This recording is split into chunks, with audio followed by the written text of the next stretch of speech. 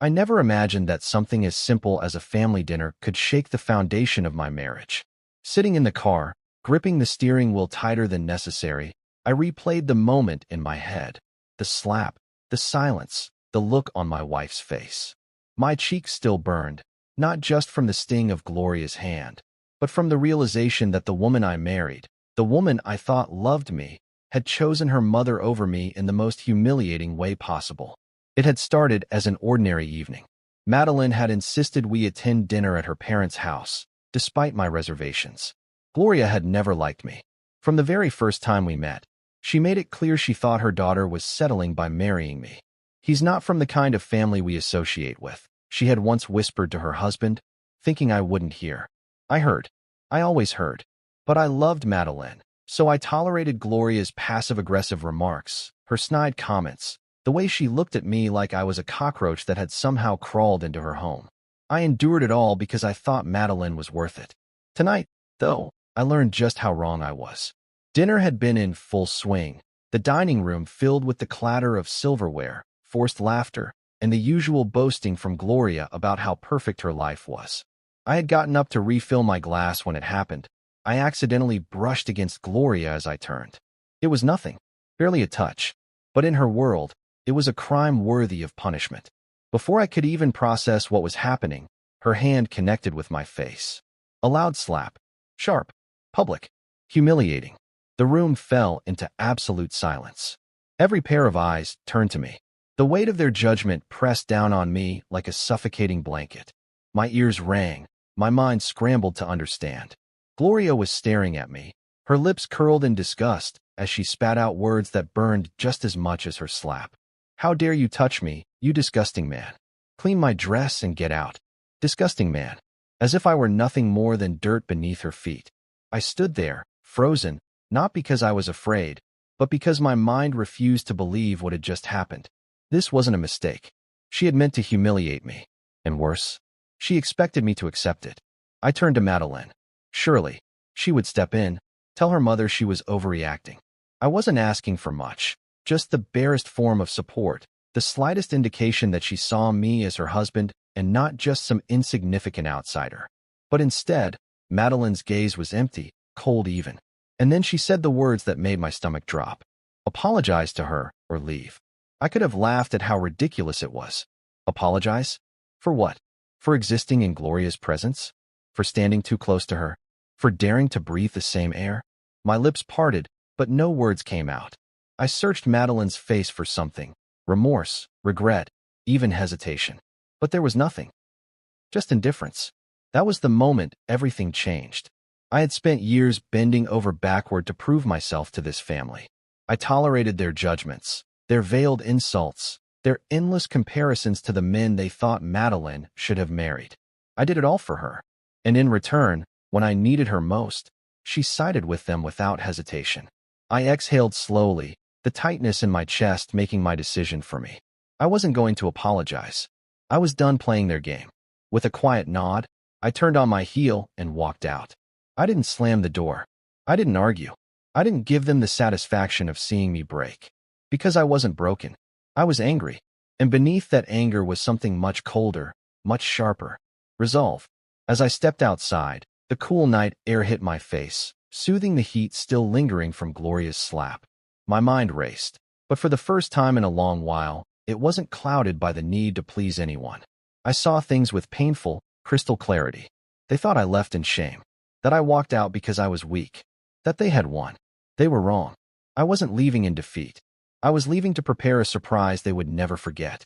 By the time I reached my car, my plan was already forming. They wanted to humiliate me? Fine. But they would soon learn that I don't take humiliation lightly. They had spent years looking down on me, treating me like I was beneath them. Tonight, they had made a mistake that would cost them. I pulled out my phone and dialed the only person I knew would understand the weight of what had just happened. Carter. Carter was more than just a friend. He was someone who thrived on exposing people's dirty secrets. He had helped me out of messy situations before, and I knew that if there was anything worth uncovering about Gloria, he would find it. The phone barely rang twice before he picked up. "What's up?" he asked, his tone casual.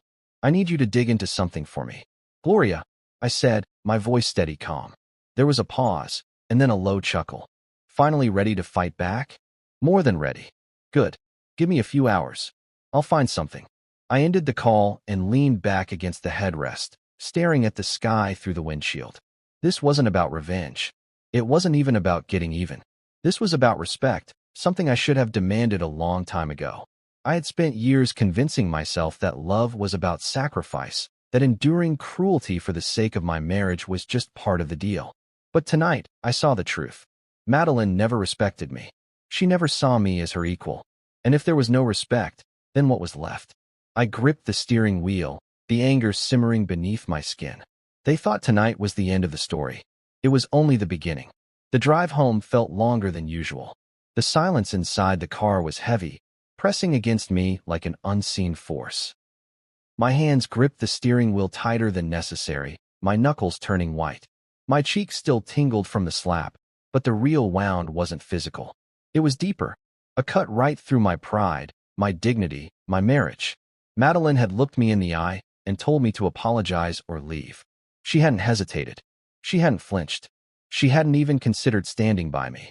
The woman I had vowed to love and protect had just made it clear where I stood in her life. The realization twisted in my gut like a knife. I pulled into our driveway, shutting off the engine, but making no move to leave the car. I just sat there, staring blankly ahead at the darkened windows of the house we had built together. It looked different now, cold, unwelcoming. Was it always like this? Had I been blind all along? I closed my eyes and leaned back against the headrest, breathing deeply, trying to steady my thoughts. The past year flashed through my mind. Every argument, every dismissal, every moment that I had brushed aside in the name of keeping the peace. I had ignored it. The little things. The way Madeline had started correcting me in front of her family, treating me like a child instead of her husband. The way she always took her mother's side, even when Gloria was obviously out of line. The way she barely looked at me anymore, as if I had faded into the background of her life. I had told myself it was stress. Marriage was work. She just needed time. But now, sitting in the stillness of my car, I saw the truth for what it was. Madeline had stopped respecting me long before tonight, and I had let it happen. The door to the house opened suddenly, spilling warm light onto the porch. Madeline stood in the doorway, arms crossed, her face unreadable. I exhaled slowly, then got out of the car. "You're back early," she said, as if I had just come home from running errands and not walked out of her parents' house after being humiliated. I stepped inside, ignoring her comment. The air between us was thick, like the tension before a storm. I walked past her, straight to the kitchen, and poured myself a glass of water. My hands were steady, but my pulse hammered beneath my skin. Madeline followed, stopping in the doorway, watching me. "Are you going to talk to me?" she finally asked. I took a sip of water before setting the glass down. Then, I met her gaze. "Talk to you about what?" My voice was calm, but there was an edge to it. She scoffed. "Don't act like you don't know. You embarrassed my mother tonight." I let out a humorless laugh. "I embarrassed her?" I repeated, shaking my head. "You saw what happened, Madeline. She slapped me, in front of everyone, and you told me to apologize." Madeline shifted uncomfortably, arms tightening around herself. "You should have just apologized and let it go." I stared at her in disbelief. "Let it go," I echoed. "Your mother humiliated me in front of your entire family, and you want me to just let it go?" She sighed, exasperated. "She overreacted, I admit that. But you know how she is. She was raised differently. She values respect." I barked out a bitter laugh. "She values respect?" The woman who just disrespected me in front of everyone. I took a step closer. "And what about you, Madeline? Do you value respect? Because you didn't give me any tonight." She flinched, but quickly masked it with irritation. "Why are you making such a big deal out of this?" I stared at her, searching for something in her eyes. Regret, guilt, even a flicker of hesitation. But there was nothing. Just annoyance. That was it. The moment I knew. I had married a woman who didn't care how she made me feel. A woman who saw her mother's respect as more important than mine. A cold, numbing sensation spread through my chest. "Madeline," I said quietly, "tell me something." She hesitated. "What? If I had slapped your mother tonight, in front of everyone, would you have told her to apologize to me?" Her lips parted slightly, but no sound came out. The hesitation lasted just a second. just long enough for me to see the truth in her eyes. She wouldn't have. She wouldn't have even considered it. Her silence spoke louder than any excuse she could have made. I nodded, stepping back as the weight of that realization settled in my bones. I see. She frowned. What does that mean?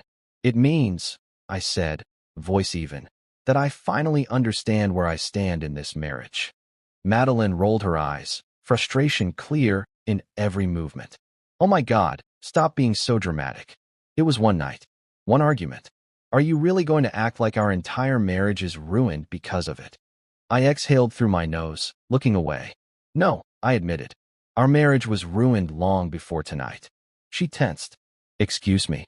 You stopped respecting me a long time ago, I said simply. I just refused to see it. Her jaw tightened.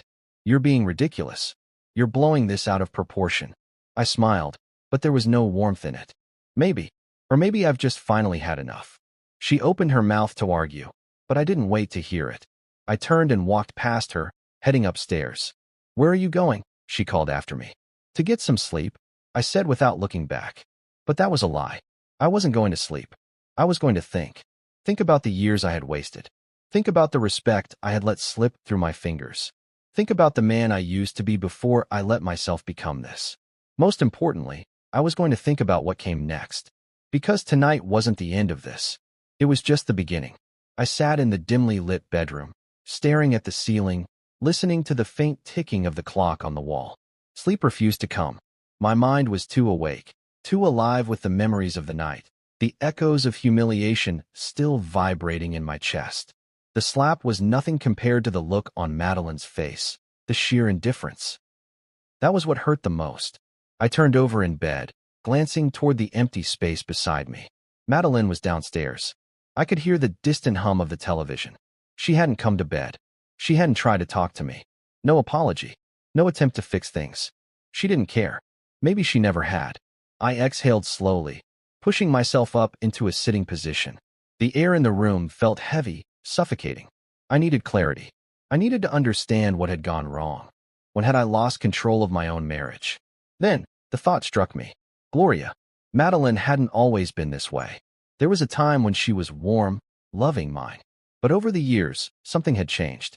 Gloria had changed her. The poisonous whispers, the constant judgment, the subtle conditioning. It had all led to this moment, where my wife saw me as nothing more than an inconvenience. And I wasn't going to sit back and accept it anymore. I reached for my phone and dialed Carter, my best friend since college. More than that, he was an attorney, and one of the sharpest minds I knew. If there was anything to find on Gloria, Carter was the man who would dig it up. The call barely rang twice before he answered. Man, it's past midnight. This better be good. I let out a short laugh, but there was no humor in it. Oh, it's good, I said, rubbing a hand over my jaw. I need a favor. Name it. I took a deep breath. I need you to dig into Gloria. Everything.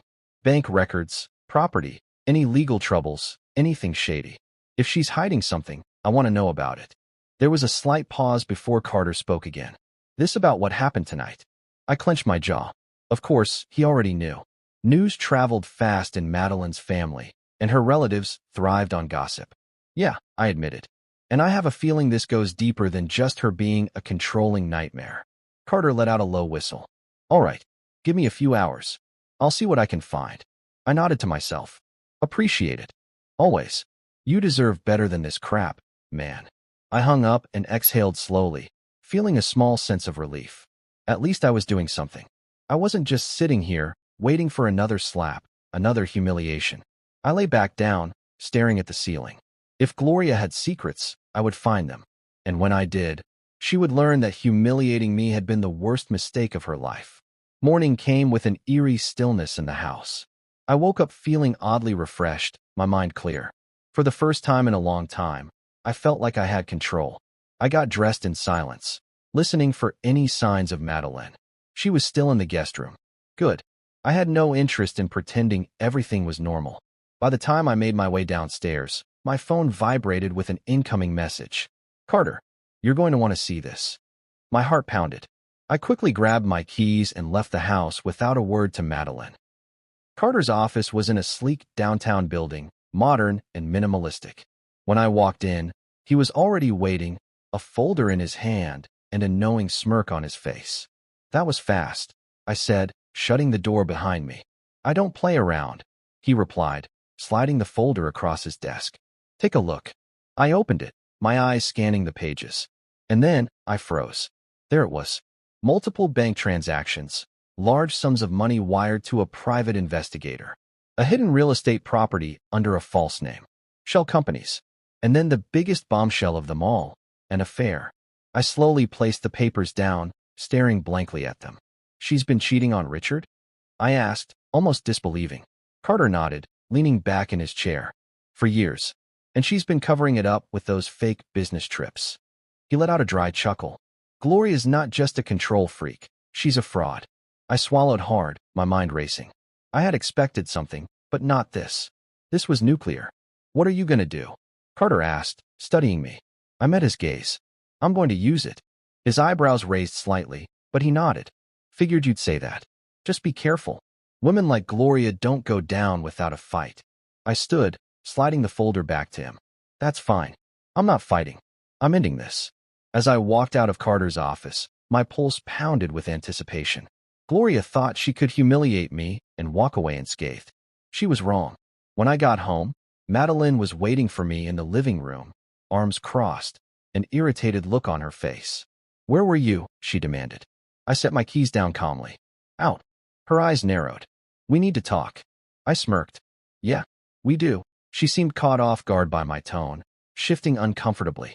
"Look, I know you're upset about what happened last night, but you can't just leave like that without saying anything. It's childish." I let out a slow breath. "You know what's childish, Madeline? Allowing your mother to disrespect your husband in front of an entire room and then expecting him to apologize for it." Her face flushed with anger. "You just don't understand how my mother is. She's always been strict. She doesn't mean—" "Cut the crap, Madeline," I interrupted, stepping closer. "This isn't about your mother being strict. This is about you choosing her over me every single time." She fell silent, lips pressed into a thin line. I watched her carefully. "Do you even respect me, Madeline?" She flinched, just like last night. That hesitation told me everything. I smiled coldly. "That's what I thought." She took a step back. "What are you planning?" I exhaled, shaking my head. "You'll find out soon enough." As I turned to walk upstairs, I heard her call after me. "You're acting crazy." I paused, glancing over my shoulder. "No," I said. "I'm finally thinking clearly." She had no idea what was coming. None of them did. The house was silent when I stepped inside. The kind of silence that felt wrong. Too still. Too heavy. I had spent the entire day preparing for what was coming. I had made calls, set things in motion, and now, all that was left was to wait. But patience had never been my strong suit, especially not when my blood was boiling beneath the surface. I poured myself a glass of whiskey and sat in the living room, my fingers tapping against the glass as I listened to the distant sound of a car pulling into the driveway. They were here. Madeline, Gloria, and Richard. I had been expecting them. The front door opened with a sharp creak, and in walked Madeline, looking tense. Her mother followed closely behind, her heels clicking against the floor, her usual air of superiority wrapped around her like a cloak. Richard was the last to step inside, his face unreadable, his posture stiff. Gloria barely spared me a glance before speaking. "I assume you've had enough time to reflect on your behavior," she said, her voice dripping with condescension. I took a slow sip of my drink, letting the burn settle before answering. "Oh, I've done plenty of reflecting." Madeline sighed and crossed her arms. "Can we just talk about this like adults?" I smirked. "That depends. Are you ready to act like one?" Her eyes narrowed. "Don't start."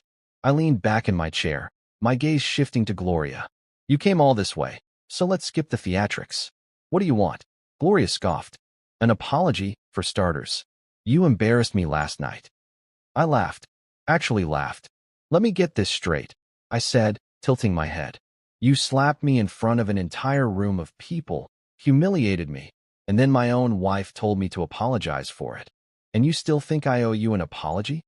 Gloria's lips curled in distaste. "You should have handled yourself better. It was an accident, but instead of diffusing the situation, you stormed out like a child." I nodded slowly, setting my drink down. "You're right, Gloria.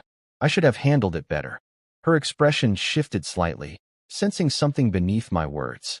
I stood up, straightening my shoulders. That's why I took some time to think. And in that time, I made a few phone calls, had a few conversations. I turned my gaze to Richard, watching him carefully, and I learned some interesting things. Gloria stiffened. What are you talking about? I smiled. Tell me, Gloria, how was your last business trip? A flicker of something. Panic flashed across her face before she masked it with annoyance. That's none of your concern. Richard shifted beside her, his brows furrowing. What is he talking about? I reached into my pocket and pulled out my phone. I swiped the screen a few times before holding it up. A series of photos filled the screen. Gloria, with another man. Hotels, restaurants, private getaways. Richard's face paled. Gloria's entire demeanor changed in an instant. Where did you get that? She hissed. I shrugged. Does it matter? Madeline's mouth opened slightly, confusion and disbelief written all over her face. What is this? Richard slowly turned to Gloria, his voice dangerously low. Is this true? Gloria stammered, reaching for an excuse, but there was nothing she could say. I always wondered why you looked down on me. I continued, my voice calm. But now I see it clearly. You act like you're above everyone, but you're just a liar, hiding behind a perfect image. And you thought you could treat me like garbage. I shook my head. No, Gloria. Not anymore. Richard took a shaky breath, his fists clenching at his sides. You've been cheating on me? Gloria's panic escalated. Richard, please, it's not. Save it, he snapped. His face was cold, detached, like a man seeing the truth for the first time. I'm done. Gloria reached for him, but he stepped back, disgust clear in his eyes. Madeline looked between them, then turned to me, her voice barely above a whisper. You did this on purpose. I met her gaze without flinching. No, Madeline. Your mother did this to herself. I just made sure the truth came out. Her face crumbled for a brief second before anger took its place. You wanted revenge. I exhaled. No, I wanted respect. But since none of you thought I deserved that, I decided to give you a taste of your own medicine. Gloria whirled back to Richard. You're really going to believe him over me? Your own wife. Richard let out a humorless laugh. I don't have to believe him. The proof is right there. He shook his head in disgust. I should have known. You always made it clear you thought you were better than everyone. Turns out, you were just a fraud. I watched as realization sank into Gloria's features. She was losing. Her power. Her control. Everything. Madeline was silent, her expression unreadable. But I could see it, the cracks forming in the perfect life she had chosen over me. You need to leave, I said, my voice firm. Gloria turned back to me, her face twisting with rage. You think you've won? I met her glare head on. I think you finally got what you deserved. She scoffed, grabbing her purse with a sharp motion. You'll regret this. I took a step closer, lowering my voice just enough for only her to hear. No, Gloria. You will. She turned on her heel and stormed out, slamming the door behind her. Richard followed, quieter, but with a weight in his steps that told me he was done. That left just Madeline and me. For a long moment, neither of us spoke. Then, she finally whispered, I don't know who you are anymore. I smiled faintly. Maybe you never did. She swallowed hard, tears forming in her eyes. Do you still love me? I didn't answer right away. I let the silence stretch, the weight of everything settling between us. Finally, I spoke. I love the woman I married, I said quietly. But I don't know if she exists anymore. Madeline's breath hitched, her lips parting as if to say something. But no words came. I walked past her, heading upstairs, leaving her to sit in the wreckage of the life she had chosen. She had sided with her mother against me. Now, she had no one left to side with. And I didn't feel sorry for her. Not one bit. The house was quiet after the storm of the confrontation. Too quiet. The kind of silence that settled like dust after destruction. I sat at the kitchen table, fingers wrapped around a cup of coffee I had no intention of drinking. The air was thick with the echoes of what had just happened. Gloria storming out, Richard walking away, and Madeline left standing there, shaken but not broken. No, she was still Madeline, still proud, still unwilling to admit she had been wrong. I could hear her moving upstairs, her footsteps slow, hesitant, as if she was debating whether to come down and face me. I had spent years trying to decode her emotions, trying to understand the inner workings of a woman who once loved me, but had slowly, methodically, stopped. But tonight, I didn't care to understand her anymore. A sharp knock on the door broke my thoughts. I knew who it was before I even opened it. Carter. I unlocked the door and stepped aside. He walked in, tossing a file onto the kitchen counter. I found more, he said simply. I raised an eyebrow. More? Carter smirked. You didn't think Gloria's affair was the only skeleton in her closet, did you? I exhaled slowly, already knowing I was about to hear something that would make the situation even worse. For them, not for me. Carter leaned against the counter, crossing his arms. Gloria's been funneling money through shell accounts. At first, I thought it was just a way to cover her affair expenses, but then I dug deeper. Turns out, there's a lot of unaccounted for cash. We're talking hundreds of thousands of dollars. I frowned, flipping through the documents. Where's it going? That's the interesting part. Carter tapped the folder. She's been making large monthly payments to a private investigator. Not just any PI either. This guy specializes in handling discrete problems. People use him for blackmail, intimidation, sometimes worse. I looked up at him. And you're telling me this because? Carter's smirk widened. Because guess who the main subject of her PI's investigation was? I already knew the answer before he even said it. Me, I muttered. Carter nodded. For the past 6 months, she's been having you followed. Your work schedule, your financial records, even your medical history. Hell, she even got access to your old college records. He paused, then added, she's been looking for something to use against you. I clenched my jaw, the realization hitting me like a cold slap. Gloria hadn't just hated me. She had been actively trying to ruin me. Why? I asked, my voice low. Carter shrugged. Who knows? Maybe she wanted to get rid of you before you could ever stand up to her. Maybe she was just looking for something to control you with. Either way, it backfired, because now. He tapped the folder again. Now, we have something on her. I stared at the papers, my mind working through the implications. This wasn't just about a toxic mother-in-law anymore. This was calculated destruction, and I was done being her target. Carter watched me carefully. So, what's the plan? I inhaled deeply, then exhaled. We use this. He grinned. That's what I like to hear. Before I could respond, I heard movement behind me. I turned. Madeline stood at the bottom of the stairs, pale, shaken. She had heard. Her eyes darted to the file, then to me. What is this? I didn't bother hiding it. Your mother's been paying a private investigator to dig up dirt on me. She's been trying to find a way to destroy my life. Madeline blinked, her throat bobbing as she swallowed. That doesn't make sense. I laughed, a bitter, humorless laugh. Doesn't it? Because it makes perfect sense to me. I took a step toward her, holding up the file. This is who your mother is, Madeline. The same woman you defended last night. The same woman you chose over me. She shook her head, taking a shaky step back. She wouldn't. She did. I cut her off. And I'm done pretending she's just strict or old-fashioned. She's a manipulative liar who has been trying to ruin me from the very beginning. Madeline's breathing was uneven now. Panic. Doubt. Why would she do this? She whispered. I exhaled slowly. Because I was never good enough for you in her eyes. And you know what? Maybe she was right. I stepped back, my voice dropping lower. Because if I had any self-respect, I would have left a long time ago. The words hit her like a slap. Her eyes shone with something unreadable, something fragile. For the first time, she looked small, like a woman realizing she had put her faith in the wrong person. She's my mother, she whispered, almost to herself. And I was your husband, I said, voice steady. A tear slipped down her cheek, but she quickly wiped it away. What are you going to do? I looked at Carter, then back at her. What do you think? Madeline's lips trembled. You're going to destroy her. I didn't confirm or deny it. Instead, I picked up the file and tucked it under my arm. You should go see your father, I said. He's going to need support. She didn't move. She just stood there, watching me, realizing that she had lost something. Maybe she still loved me. Maybe part of her had never thought this would happen. But it did. And now, it was too late. I walked past her, Carter following behind me. As I reached the door, I paused for a brief moment. Then, without looking back, I said the words I never thought I'd say. I don't think I love you anymore, Madeline. I stepped outside, leaving her alone in the house she had chosen over me. And this time, I wasn't coming back.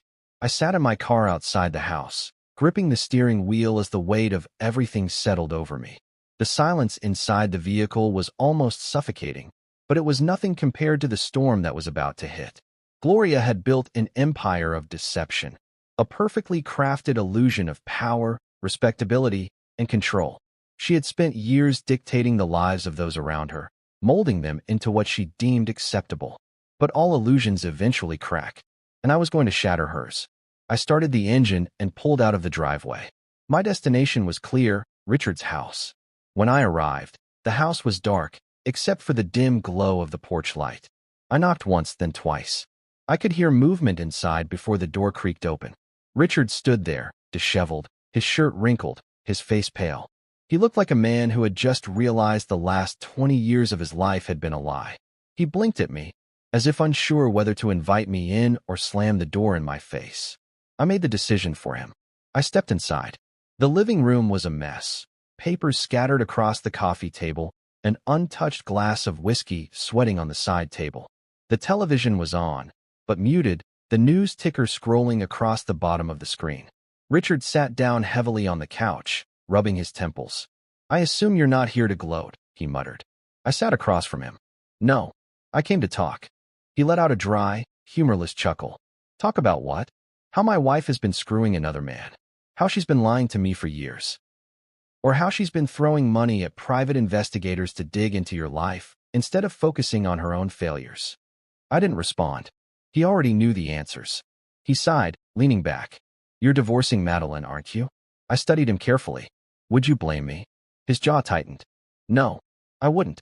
Silence stretched between us, thick with the weight of our shared misfortune. Then, Richard shook his head. "I always knew there was something off about Gloria. She always needed to be in control. Even when we were young, it was always about her image, her reputation. I just never thought." He trailed off, running a hand over his face. I was a fool. I watched him for a moment before speaking. "You're filing for divorce, aren't you?" He let out a slow breath. "Yes." A part of me felt sorry for him. He had spent his entire life devoted to a woman who saw him as nothing more than a tool. But another part of me knew this was justice. She had built a house of lies, and now it was crumbling. "She won't go down without a fight," I warned. Richard's mouth curled into a bitter smirk. "Let her fight. She's got nothing left to use against me. And the truth? It's the one thing she can't control." For the first time in years, I saw something in Richard's eyes that I hadn't seen before. Freedom. Gloria had lost. The next morning, I woke up to chaos. I had barely gotten out of bed when my phone buzzed repeatedly. Text messages, missed calls. Some from Madeline, some from unknown numbers. But the one that caught my attention? A news article. I clicked the link, my eyes scanning the headline. Prominent socialite Gloria D. caught in scandal. Allegations of infidelity, fraud, and embezzlement surface. I let out a low whistle, scrolling through the article. Someone had leaked everything. The affair, the secret bank accounts, the shady transactions. And at the center of it all, Gloria, unraveling before the public eye. My phone rang. I picked up without hesitation. "Carter, you see the news?" he asked, amusement clear in his voice. "I see it," I said, still skimming through the details. "You're welcome," he added. I paused. "You leaked it?" Carter laughed. "I just made sure the right people found the right information. The rest took care of itself." I shook my head, a small smirk forming. "She's going to go ballistic." "Oh, she already is. Her lawyer's scrambling to do damage control, but there's no spinning this one. She's finished." A deep sense of satisfaction settled in my chest. Gloria had spent years looking down on me, treating me like I was nothing. And now, she was the one with everything to lose. As I hung up the call, I felt something I hadn't felt in a long time. Relief.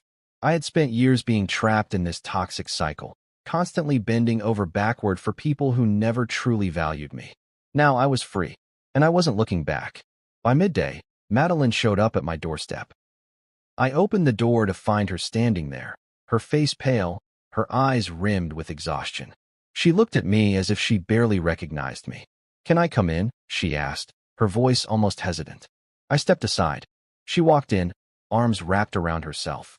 I could see the weight of everything crushing down on her. "She's ruined," she whispered. "My mother, she's lost everything." I nodded, leaning against the counter. "She did it to herself." Madeline turned to me, her gaze searching. You knew this would happen, didn't you?" I didn't answer. She already knew. She exhaled shakily. "I don't know what to do." I studied her carefully.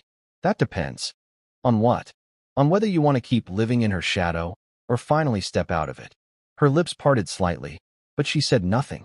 We stood there in silence, and for the first time, I saw it. Madeline wasn't just mourning her mother's downfall. She was mourning the person she thought she was supposed to be. I didn't know if she would ever change. I didn't know if she would ever truly understand what she had lost. But I knew one thing. I was done waiting for her to figure it out. You should go, I said quietly. She flinched, as if the words had physically hit her. But she didn't argue. She just nodded, turning toward the door. And as I watched her leave, I knew. This time, it really was over. No more second chances. No more waiting. No more looking back. For the first time in years, I was finally, truly free.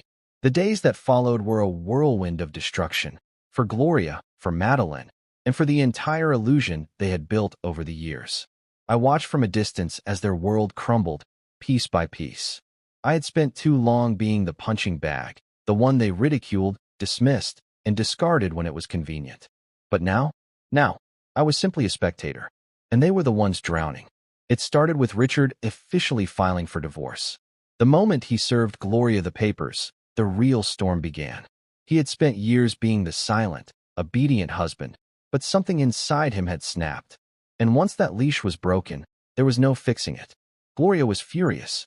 She tried damage control, but it was already too late. The news of her affair had spread like wildfire, and in a world where reputation was everything, she had become a walking scandal. She went from being a woman people feared to a woman they pitted. Her so-called friends, the ones who had always gossiped behind her back but smiled to her face, were the first to abandon her. Her standing in high society? Destroyed. The invitations to exclusive events? Revoked. The carefully curated image she had spent decades building? Shattered. But the real blow came when her lover's wife found out. Turns out, Gloria wasn't his only affair. And once his wife got wind of everything, she did what any wealthy, scorned woman would do. She made sure he paid for it. In a matter of weeks, Gloria had lost her lover, her husband, and her entire life's work. And as for Madeline, she was collateral damage. I had moved out of the house we once shared. The moment I made it clear that there was no going back, I packed my things, signed the papers, and left. Madeline had begged me to reconsider. I still remembered that night. She had shown up at my apartment, looking smaller than I had ever seen her. Her eyes were red-rimmed, her hair disheveled, a far cry from the composed, confident woman I once knew. "Please," she had whispered, standing at my door. "Let's just talk." I had stared at her for a long moment, the ghost of our past hanging between us. Then I stepped aside. She walked in, hugging her arms to herself. She looked around the apartment, taking in the minimalist space, the absence of us. I gestured toward the couch. "Say what you came to say." She swallowed hard. "I made a mistake." I didn't answer. She took a shaky breath. "I didn't mean to hurt you. She trailed off, biting her lip. "I never thought things would turn out like this." I let out a slow breath, leaning against the counter. "What did you think was going to happen, Madeline?" She flinched. "I don't know. I thought my mother." "Exactly," I cut her off. "You thought about her. Not me. Never me." Tears welled in her eyes, but I didn't move. "You never stood up for me." I continued, my voice steady.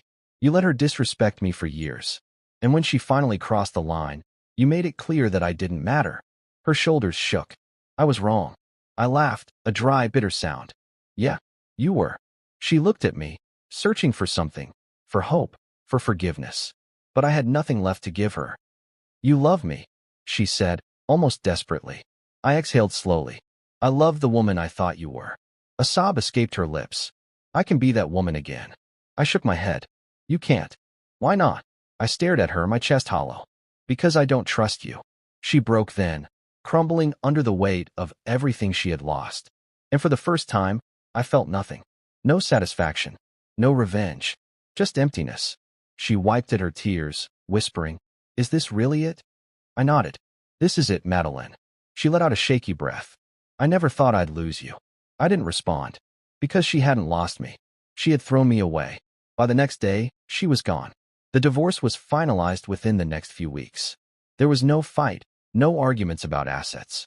She didn't want the house. Too many memories. I didn't want it either. Too much history. So we sold it. And just like that, We erased the last piece of what we had built together. As for Gloria, her downfall wasn't just financial, it was personal. Richard took half of everything in the divorce, and without him to cover her mistakes, she was drowning in legal fees and settlements. The businesses she had secretly funneled money through, exposed. The image she had tried so desperately to maintain, destroyed. She tried filing lawsuits against the media outlets that covered her scandal, but no one took her seriously. She had no power left. By the time the dust settled, she was forced to move out of her mansion and into a small condo on the outskirts of town. And the people who once feared her? Now, they laughed at her. Karma had done its job. One evening, I found myself standing outside my new place, staring at the city skyline. The lights stretched far and wide, glowing against the dark night. Carter stood beside me, sipping his beer. "So," he said, nudging me, "how's it feel? Being free?" I let out a slow breath. "Feels like I can finally breathe again." He smirked. "Good. You deserve it." I nodded, watching the cars below, the hum of the city filling the air. For the first time in years, I wasn't waiting for something to go wrong. I wasn't walking on eggshells, trying to please people who would never be satisfied. I was just me. Whole. Unapologetic. Free. Carter raised his bottle. "To new beginnings." I clinked mine against his. "To never letting anyone treat me like trash again." And as I took a sip, I knew. This was only the beginning of the life I was meant to have. It had been weeks since the divorce was finalized. Weeks since I had last seen Madeline. Since Gloria's downfall had become public knowledge. Weeks since I had to deal with any of them. And in that time, I had come to realize something strange. Silence was freedom. For the first time in years, I wasn't waiting for the next insult. I wasn't bracing myself for another dinner filled with side-eye glances and passive-aggressive remarks. I wasn't lying awake at night, wondering what I had done wrong to make my wife look at me like I was a stranger. I was just living. And God, it felt good. But closure? That was something I wasn't sure I'd ever get. At least, not until she showed up. It was a Saturday afternoon, and I had just finished unpacking the last of my boxes. My new place was smaller than the house Madeline and I had shared, but it was mine. No memories of betrayal. No ghosts of a love that had died long before the papers were signed. I was pouring myself a drink when the doorbell rang. I frowned. Carter wouldn't just show up unannounced. And I wasn't expecting anyone else. Setting the glass down, I made my way to the door and pulled it open. Madeline stood there. Her hair was tied back, her face free of makeup. She looked different, smaller, more fragile. But I wasn't going to let myself be fooled by appearances. I leaned against the doorframe, arms crossed. "What do you want?" She swallowed, shifting on her feet. "Can we talk?" I studied her, waiting for that familiar feeling, the tightening in my chest, the aching need to fix things, to try one more time. But there was nothing. No longing. No regret. No pain. Just indifference. I exhaled. "Fine. But make it quick." She stepped inside, looking around. "You redecorated." I let out a dry chuckle. "Yeah. It's called having a place that actually feels like home." She flinched, but I didn't apologize. I wasn't here to make her feel better. I motioned for her to sit, but she didn't. Instead, she stood near the couch, wringing her hands. "I've been thinking a lot," she started. I raised an eyebrow. "That's new." She shot me a look, but didn't take the bait. I needed to see you." I folded my arms. "Why?" She hesitated. "Because I realized I never really told you the truth. Not just about my mother, but about everything." I didn't respond. I just waited. She took a deep breath. "I loved you. I still do, in a way. But I let her get in my head. I let her shape the way I saw you, and I didn't even realize it was happening." She looked down, her voice softer. "I thought I was protecting myself. But all I did was lose the only good thing I ever had." I clenched my jaw, forcing myself to stay still. She lifted her gaze to mine. "I know you'll never forgive me. And I don't deserve it. But I needed you to know that I see it now. Everything you did for me. Everything I threw away." Silence filled the space between us. I exhaled, rubbing a hand over my jaw. "You're right. I'll never forgive you." She sucked in a sharp breath. "But not because I hate you." I continued. "I won't forgive you because I don't need to. That part of my life. It's over." Her lips trembled. "I understand." I nodded. "Good." She swallowed hard. "I'm leaving the city." That caught me off guard. "What?" She let out a humorless laugh. "Yeah, I can't stay here. Everything reminds me of you, of my mother, of how badly I screwed up. I need a fresh start. For the first time since she walked in, I saw something genuine in her eyes. She wasn't just looking for forgiveness. She was looking for peace. And for the first time in a long time, I felt nothing but relief. I exhaled. I hope you find what you're looking for, Madeline. A tear slipped down her cheek, but she wiped it away quickly. You too. She hesitated, as if she wanted to say something else. But then she just gave me a small nod and walked toward the door. I didn't stop her. I didn't ask her to stay. I just watched as she stepped out of my life for good. And when the door clicked shut behind her, I let out a long, slow breath. Closure. It wasn't dramatic. It wasn't satisfying in the way movies made it seem. But it was real, and it was enough. The next day, I met Carter for lunch. He smirked when he saw me. So, what's the verdict? Did she come crawling back? I took a sip of my drink. Something like that. He leaned forward. And I shrugged. She's leaving town. Carter blinked. Wait. She's leaving? Yep. He let out a low whistle. Damn. Didn't see that coming. I exhaled. Neither did I. But it's for the best. Carter studied me for a moment. You don't seem angry. I thought about that for a second. Then, I shook my head. I'm not. And that was the truth. The anger, the resentment, the bitterness, it was all gone. It had burned itself out, leaving behind nothing but quiet acceptance. Carter smirked. So, what's next for you? I smiled. For the first time in a long time, I didn't have an answer. And that was okay. Because for once, I wasn't waiting for life to happen to me. I was finally, truly, in control. I raised my glass. To new beginnings. Carter clinked his against mine. To finally living for yourself. And as we drank, I knew. This was only the start of the life I was always meant to have. Life after Madeline felt strange at first. Not because I missed her, but because I had spent years defining myself through the lens of our marriage. I had been her husband, the man trying to prove himself, the one constantly battling against Gloria's disapproval, against the shifting tides of a marriage that was already sinking. But now, I was just me, and I had to figure out what that meant. The first thing I did was get rid of everything that reminded me of my old life. The furniture, the dishes, even the clothes that Madeline had once picked out for me. All of it was either sold or donated. I wanted nothing to do with the person I had been when I was with her. I wasn't bitter. I wasn't angry. I just wanted to start fresh. So I did. I moved to a different apartment. Nothing extravagant, just something new. Something that felt like mine. I changed my number, cut ties with people who only saw me as Madeline's ex-husband. I even switched up my routine, trying new places, meeting new people. It was liberating, in a way. No more obligations. No more expectations. For the first time in years, I could wake up in the morning and breathe. And it felt good.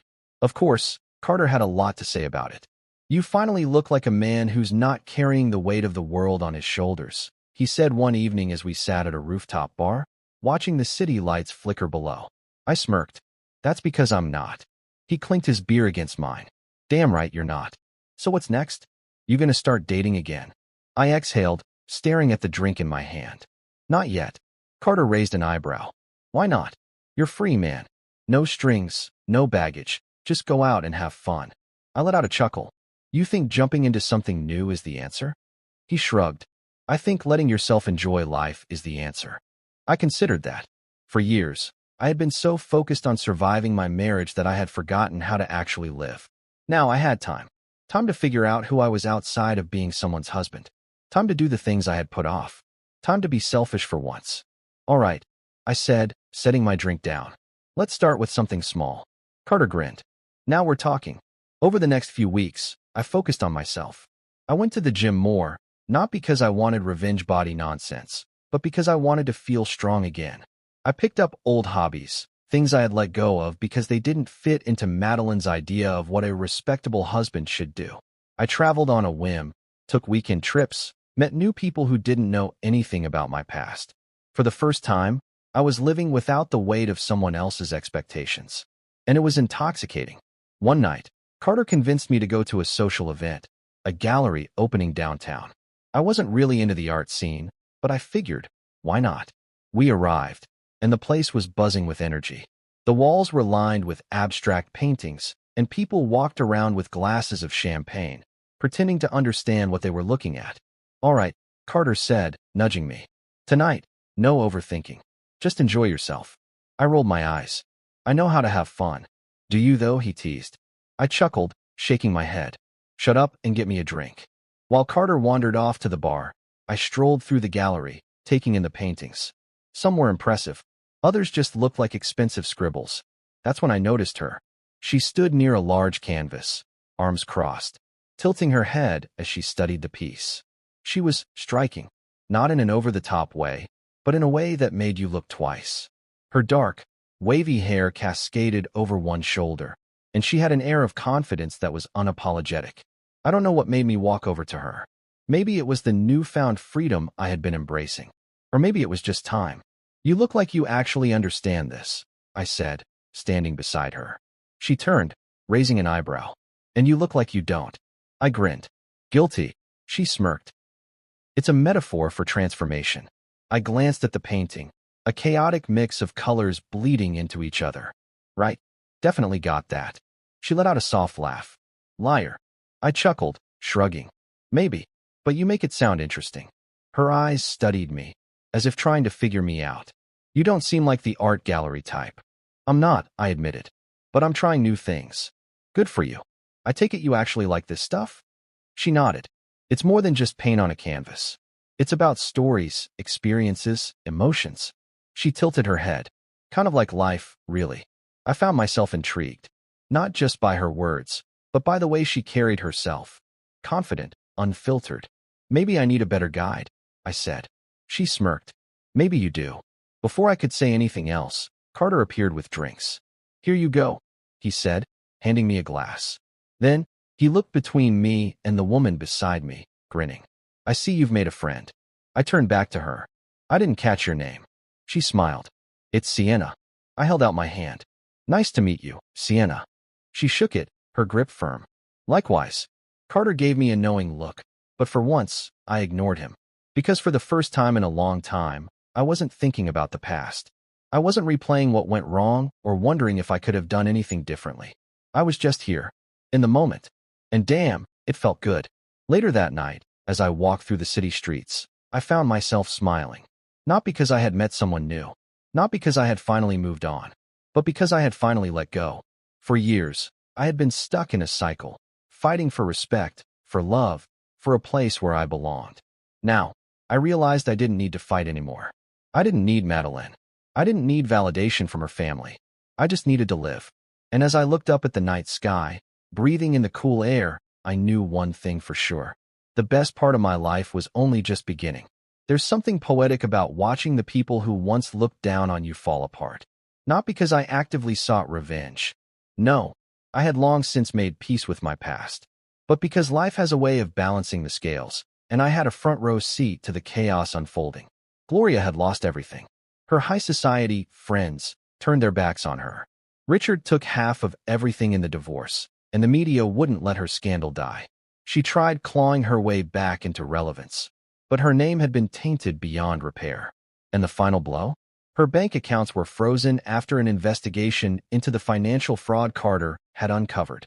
Turns out, funneling money through shell companies isn't a good long-term strategy.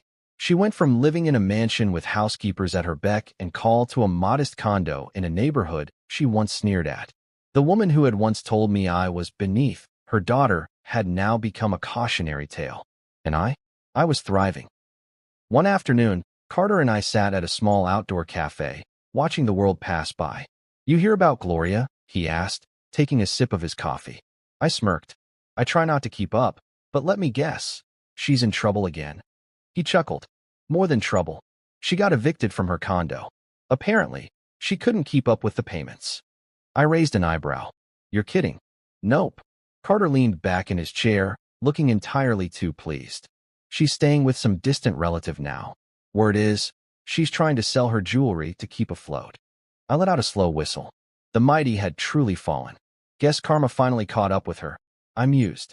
Carter smirked. Guess so.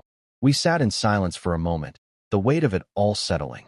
Years ago, if someone had told me I would be sitting here, completely unaffected by the mess Gloria and Madeline had made, I wouldn't have believed them. But now, I felt nothing. No anger. No resentment. No desire to rub it in. Just peace. And that was enough. A few days later, I received a call from an unknown number. I almost ignored it, but something told me to pick up. Hello. There was a pause. Then, a hesitant voice said, "It's me, Madeline." I exhaled, running a hand through my hair. "What do you want?" She hesitated. I wanted to talk." I leaned against my desk, waiting. She was the one who walked away. She was the one who made her choice. Now she was reaching out. "Madeline, there's nothing left to say," I said, my tone even. She let out a shaky breath. "I know. I needed to hear your voice." I closed my eyes briefly. Once, those words would have meant something to me. But now, they were just echoes of a past I had no desire to relive. "You're moving on, aren't you?" she asked, her voice barely above a whisper. I opened my eyes. "Yeah, Madeline. I am." A long silence stretched between us. Then, she laughed, a soft, bitter sound. "I guess I always thought you'd wait for me." I shook my head. "That was your mistake." She sniffled. "I don't expect you to forgive me. I don't even know why I called. I wanted to say I'm sorry." I sighed. "I know. Take care of yourself," she said softly. "You too." Then, she was gone. And with that call, the last piece of my past was finally put to rest. A week later, I found myself back at the gallery where I had met Sienna. I wasn't expecting to see her again, but there she was, standing by a new painting, her dark hair cascading over her shoulder, completely absorbed in the art. I hesitated for a moment, then walked up beside her. "Still pretending I know what I'm looking at," I said. She turned, a smirk playing at her lips. "Still terrible at it."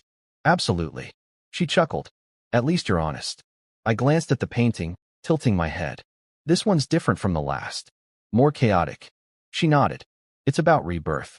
The artist painted it after going through something that completely changed their life." I studied it for a moment. "Seems fitting." Sienna raised an eyebrow.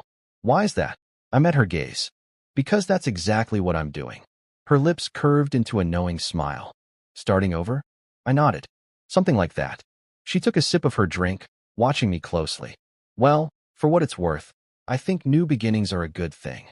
I exhaled, feeling lighter than I had in years. "Yeah, I think so too." And for the first time in a long time, I wasn't just saying it. I meant it.